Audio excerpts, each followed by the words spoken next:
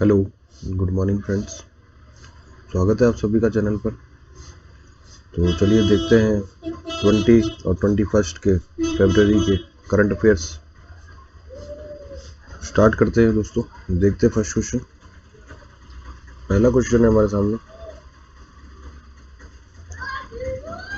निम्न में से किस राज्य सरकार ने हाल ही में राज्य में न्यूट्रिनो वेधशाला के निर्माण का विरोध किया?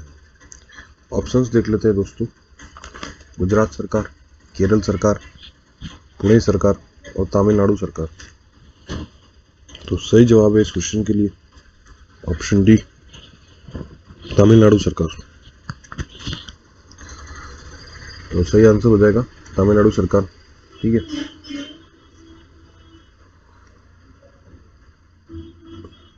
तो और ये इसका विरोध क्यों करा है?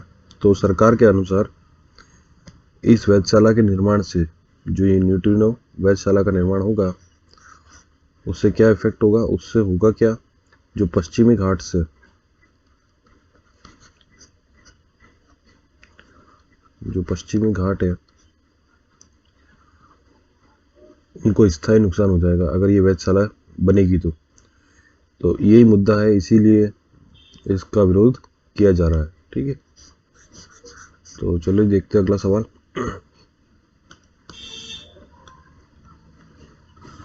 हाल ही में किसने बीकानेर जिला क्षेत्र में स्कूली बच्चों के लिए परामर्श 2022 करियर परामर्श कार्यशाला लॉन्च की गई है?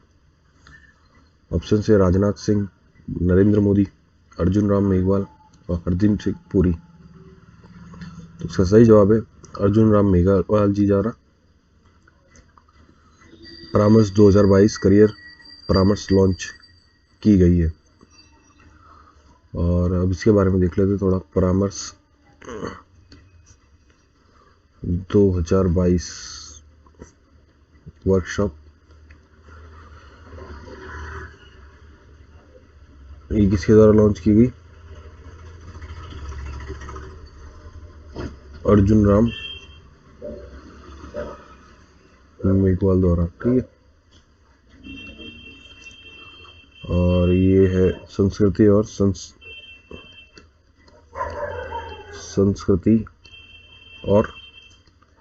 संसदीय कार्य राज्य मंत्री। ठीक है, संसदीय कार्य राज्य मंत्री। और इसके अंदर ये परामर्श जो कार्यशाला है, इसके अंदर बीकानेर जिले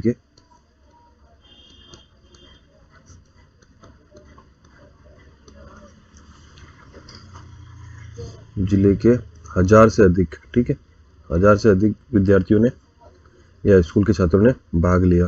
ठीक है। और इसके अंदर शिक्षण और प्रशिक्षण कार्यालय शामिल होगी।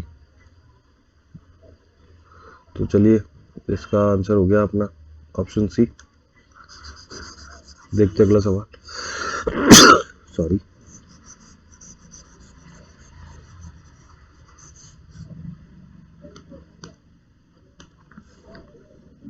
निम्न में से किस राज्य सरकार ने हाल ही में नई जैव प्रौद्योगिकी नीति का अनावरण किया गया है? सॉरी। केरल सरकार, महाराष्ट्र सरकार, दिल्ली सरकार और गुजरात सरकार। तो सही जवाब है इस सवाल का गुजरात सरकार।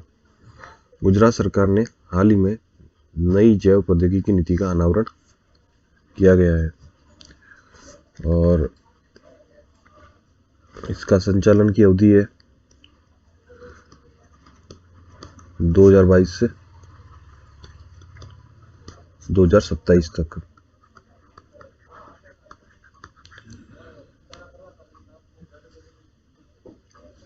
और इस नीति में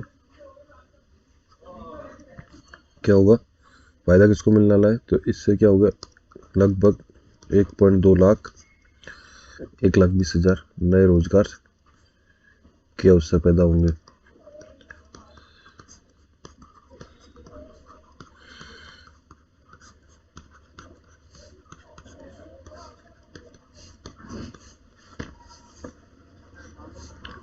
और इसके अंदर निवेश लगभग कितना होगा? टोटल निवेश की बात करें हम, निवेश लगभग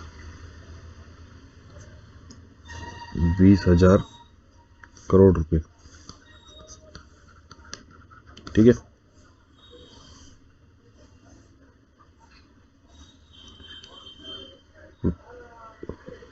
20,000 करोड़ रुपए के निवेश को ये क्या करेगी? आकर्षित करेगी। समझ गए? तो चलिए देखते हैं अब अगला सवाल।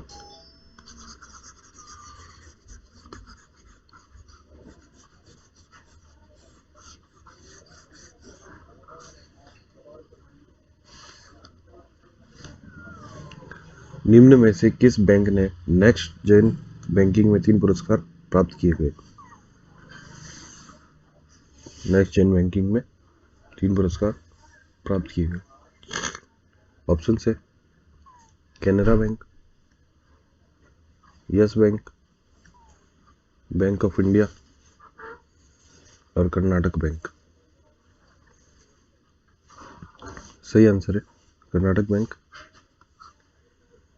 ठीक है, और इसका हेडक्वार्टर, कर्नाटक बैंक का हेडक्वार्टर कहाँ है? मैंगलुरु, बेंगलुरु शहर में। ठीक है,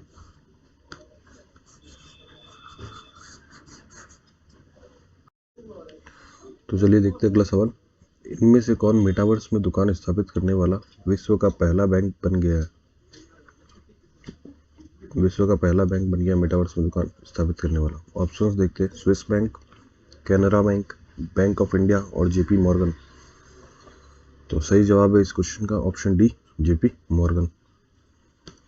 चलिए अगला सवाल देखते हैं दोस्तों। निम्न में से किस देश में हाल ही में बाढ़ और भूस्खलन से 100 से अधिक लोगों की मौत हो चुकी है? ऑप्शन है हमारे सामने, चीन, अमेरिका, ऑस्ट्रेलिया और ब्राजील। तो सही जवाब है इसका ब्राजील। ब्राजील के अंदर, देश का नाम है ब्राजील, ब्राजील के अंदर बाढ़ और भूस्खलन से 100 से अधिक लोगों की मौत हो चुकी है। और ब्राजील के कौन सा शहर? तो शहर का नाम है पेट्रोपोलिस।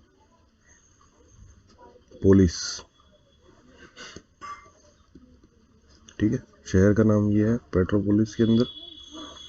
और यहाँ पे 6 mm से ज़्यादा बारिश हुई है, जिसके कारण बाढ़ और भूस्खलन जैसी आपदाएं आ चुकी है। उससे 100 से अधिक लोगों की जनहानि हो चुकी है। तो चलिए देखते हैं अगला सवाल। माइक्रोसॉफ्ट के संस्थापक बिल गेट्स को हाल ही में किस देश द्वारा पोलियो उन्मूलन में मदद करने में उनके प्रयासों के लिए दूसरे सर्वोच्च नागरिक सम्मान से सम्मानित किया गया है? तो किस देश ने माइक्रोसॉफ्ट के संस्थापक बिल गेट्स को उस देश के दूसरे सर्वोच्च नागरिक सम्मान से सम्मानित किया गया है? ऑप्शन है हमारे सामने, यूएई, जापान, चीन और पाकिस्तान।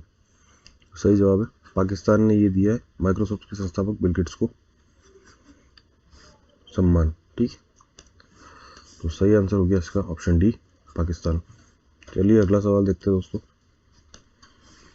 निम्न में से कौन सा देश भारत के यूपीआई प्लेटफॉर्म को अपनाने वाला पहला देश हुआ?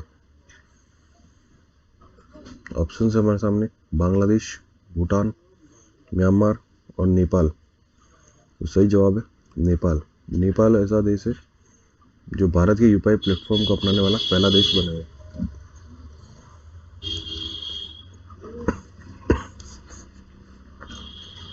चलिए नेक्स्ट क्वेश्चन देखते हैं।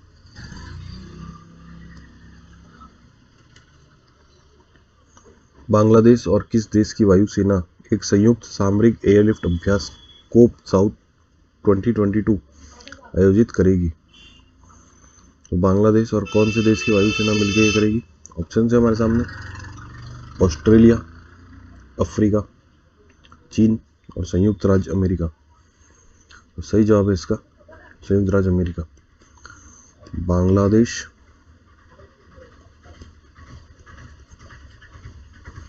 और संयुक्त राज्य अमेरिका, यूएसए, ये दोनों मिलकर अभ्यास करेंगे। अभ्यास का नाम कोप साउथ 2022। ठीक है, तो इस सवाल का सही जवाब हो गया ऑप्शन डी, संयुक्त राज्य अमेरिका। चलिए दोस्तों, अगला सवाल देखते हैं। प्रधानमंत्री नरेंद्र मोदी ने हाल ही में किस शहर में एशिया के सबसे बड़े बायो सीएनजी प्लांट का शुभारंभ किया है? ऑप्शन है हमारे सामने, केरल, पुणे, गुजरात, इंदौर। सही जवाब है इंदौर। तो एशिया के सबसे बड़े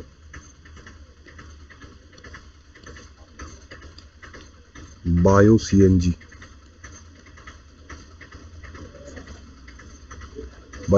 प्लांट का शुरुआत किया किसने? नरेंद्र मोदी जी ने। और कहाँ किया? इंदौर। इंदौर कौन से राज्य में आता है?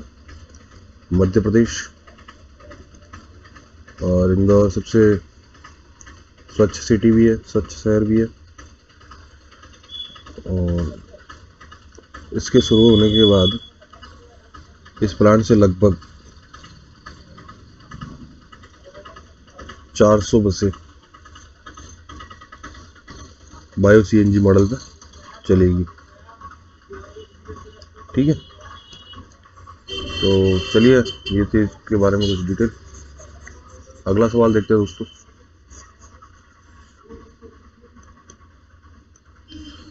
निम्न में से किस पेट्रोलियम कंपनी ने हाल ही में देश भर में 1000 से अधिक इलेक्ट्रिक वाहन चार्जिंग स्टेशन स्थापित किए गए हैं? इलेक्ट्रिक वाहन चार्जिंग स्टेशन। ऑप्शन है हमारे सामने, Indian oil corporation, Bharat corporation, Hindustan corporation, ONGC. तो सही जवाब है इसका इंडियन ऑयल कॉरपोरेशन। आईओसीएल ने 1000 से अधिक इलेक्ट्रिक वाहन चार्जिंग स्टेशन स्थापित किए हैं। और सन 2017 में जनता के लिए सबसे पहला इलेक्ट्रिक व्हीकल चार्जिंग पॉइंट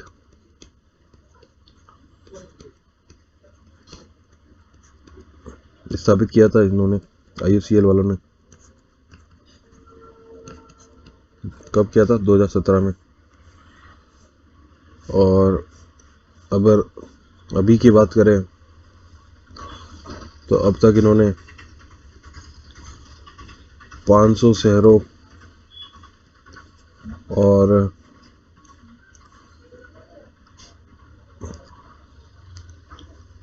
कई राज्यों तथा नेशनल हाईवेज, राष्ट्रीय राजमार्गों को जोड़ते हुए 1000 से अधिक चार्जिंग स्टेशन स्थापित कर दिए हैं। ठीक है, तो चलिए अगला सवाल देखते हैं।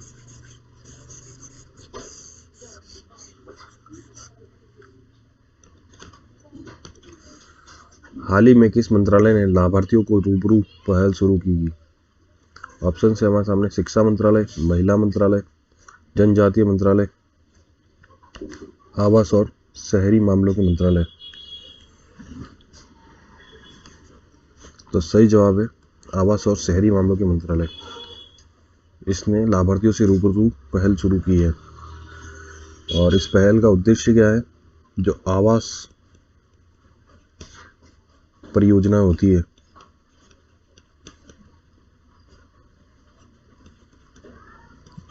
आवास परियोजनाएं उनकी प्रगति की, प्रोग्रेस की निगरानी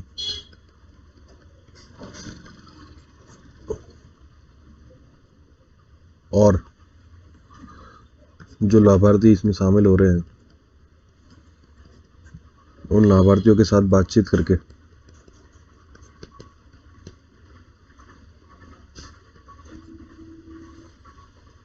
सक्षम शासन और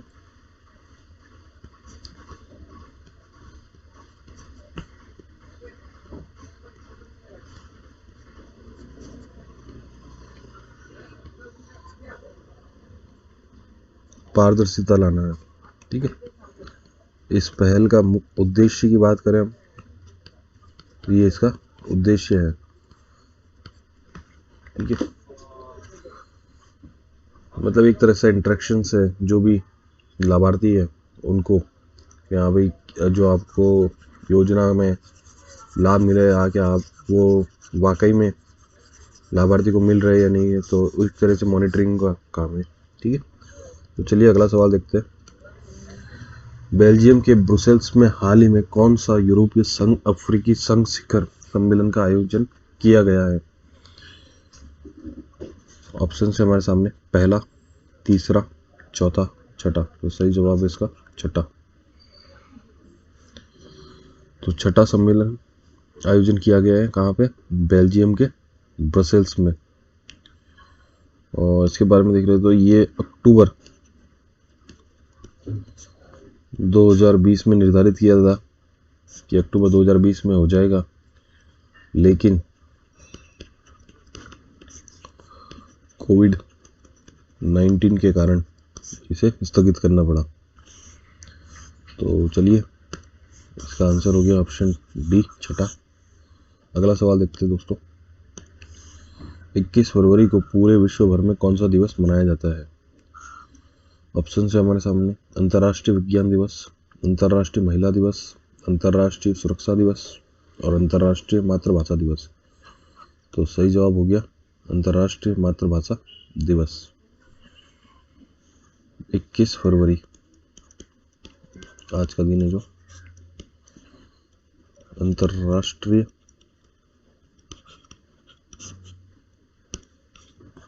मातृभाषा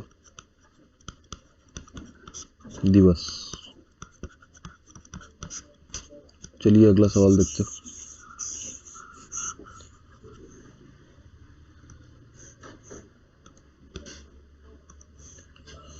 आर्थिक विकास संस्थान में हाल ही में किसे नया निदेशक नियुक्त किया गया है? ऑप्शन से संजय वर्मा, संदीप ठाकुर, संजीत मेहता और चेतन घाटे। तो आर्थिक विकास संस्थान ने नए निदेशक के रूप में नियुक्त किया है चेतन घाटे को। आर्थिक विकास संस्थान के निदेशक चेतन घाटे। सही जवाब हो गया ऑप्शन डी। चलिए अगला सवाल देखते हैं दोस्तों। भारत के पूर्व फुटबॉलर सुरजीत सेनगुप्ता का हाल ही में कितने वर्ष की उम्र में निधन हो गया है? ऑप्शन है हमारे सामने, 61 वर्ष, 71 वर्ष, 81 वर्ष और 91 वर्ष। तो सही जवाब है इस सवाल का 31 वर्ष की आयु में पूर्व फुटबॉलर सुरजीत सेनगुप्ता का निधन हो गया है। और इनका निधन का कारण था कोरोना से इनका निधन हुआ है। कोरोना के अंदर जटिलताओं के कारण इनका इलाज नहीं हो पाया था, जिनसे इनका निधन हो चुका है। चलिए दोस्तों अगला सवाल देखते हैं। भारत और किस देश ने हाल ही में व्यापक आर्थिक भागीदारी समझौते पर हस्ताक्षर किए हैं? ऑप्शन से हमारे सामने, श्रीलंका, भूटान, नेपाल और यूएई। तो भारत और किस देश ने मिलकर व्यापक आर्थिक भागीदारी समझौते पर हस्ताक्षर किए? इसका सही जवाब है यूएई, यूनाइटेड अरब एमिरेट्स। अब समझौते पर हस्ताक्षर किए तो इस समझौते के तहत क्या होगा? यूएई को अधिकांश निर्यात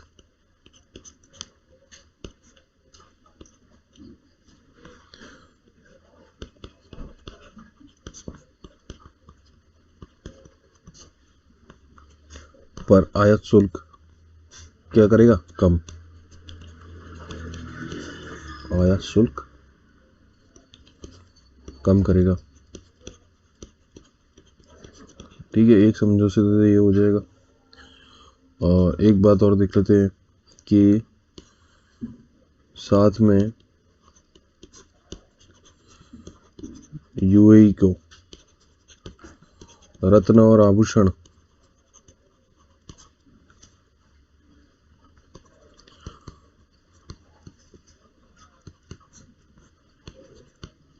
के साथ साथ कपड़ों के कपड़ों के निर्यात में भी वृद्धि करेगा। ठीक है, रत्न और आभूषणों के निर्यात में तो वृद्धि करेगा और साथ साथ कपड़ों के निर्यात में भी वृद्धि करेगा।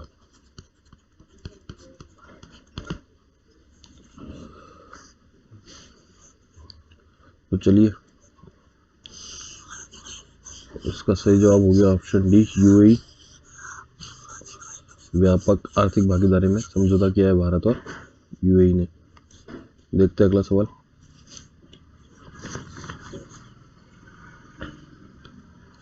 निम्न में से किस देश ने हाल ही में धोखाधड़ी को कम करने के लिए गोल्डन वीजा कार्यक्रम बंद करने की घोषणा की गई है? ऑप्शन है हमारे सामने, चीन, ऑस्ट्रेलिया, जापान और ब्रिटेन। तो सही जवाब है इसका ब्रिटेन। ब्रिटेन ने गोल्डन वीजा प्रोग्राम को बंद करने की बात कर दी है। क्यों? तो इसका कारण है धोखाधड़ी को कम करने के लिए।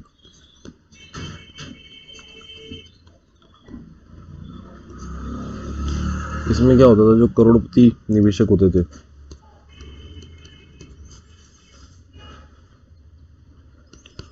उनके लिए स्कीम थी। तो करोड़पति निवेशकों के लिए गोल्डन वीजा कार्यक्रम को अब बंद कर दिया गया है। और एक रिपोर्ट और दी है जो ब्रिटेन के गृह कार्यालय है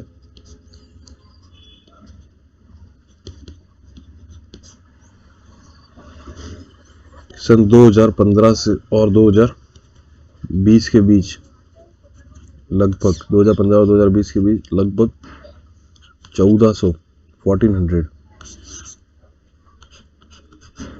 गोल्डन वीजा जारी किए गए थे। ठीक है, जिस पे अब इस कार्यक्रम को बंद कर दिया गया। तो दोस्तों, आज का वीडियो यहीं ख़त्म होता है।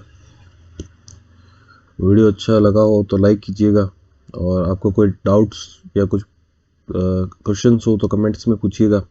और अगर आप चैनल पर नए हो तो चैनल को सब्सक्राइब कर दीजिएगा, इसी तरह के और वीडियो के नोटिफिकेशन आपको मिलते रहे। Thank you.